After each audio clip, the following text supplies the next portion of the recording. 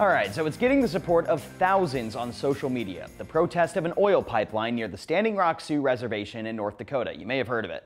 It's been going on for months now, with several clashes between protesters and law enforcement. Now, a class action lawsuit has been filed against several law enforcement agencies for bringing excessive force against the protesters. And Keith is in North Dakota with more. We picked up our drums, dancing, and human chains. That's how some of the thousands from around the country who are camped out in North Dakota are protesting the construction of the Dakota Access Pipeline.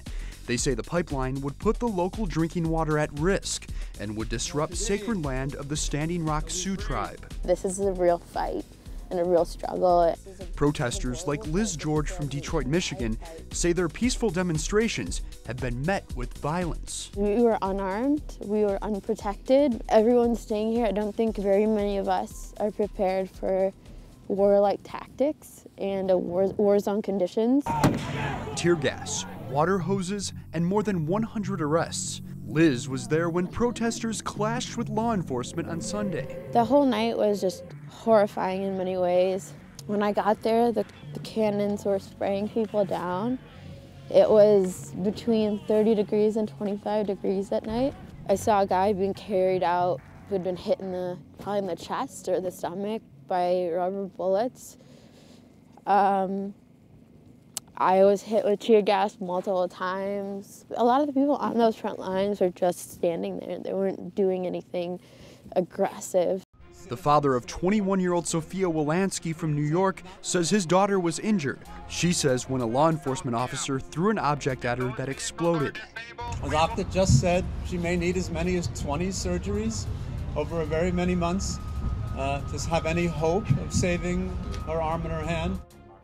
But I sat down with Sheriff Kurtmeyer of Morton County, North Dakota, who says that's not how it happened. That is still under investigation, but that injury came from an improvised explosive device, and it was not from law enforcement. There have been reports that rubber bullets have been used and water hoses. We don't have rubber bullets, they're sponge rounds. A taser in one occasion, also tear gas, and then pepper spray.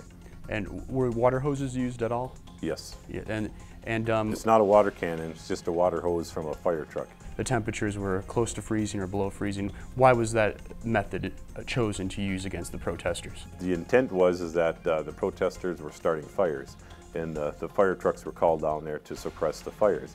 And they were warned time and time again to get back. And people at that point, you know, the agitator protesters, the aggressive ones, tried to continue to breach the police line, and then the water was used in an attempt to force them people back. He says protesters have attacked police and damaged property. We had rocks thrown at us, burning logs, fence posts. A lug nut through a slingshot and hit an officer in the head. And a lot of people ask, well, why do you wear the militarized? It's not militarized, it's law enforcement equipment for the protection of the officers. And Sheriff Kurtmeyer says he wants the federal government to step in and resolve the conflict. They need to step up to the plate. This is a federal issue that is occurring on U.S. Corps of Engineers land that is basically controlled from the White House. Law enforcement isn't the enemy here. We are there to try to protect everybody's rights and to make sure that this gets resolved safely. But this standoff in North Dakota doesn't look to be ending anytime soon.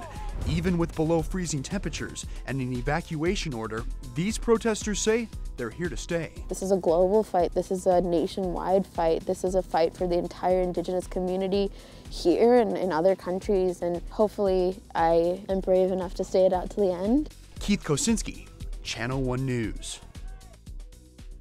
Such an important story. Thanks, Keith. All right, after the break, it's our Feel Good Friday story about a student who's helping his classmates in a pretty cool way.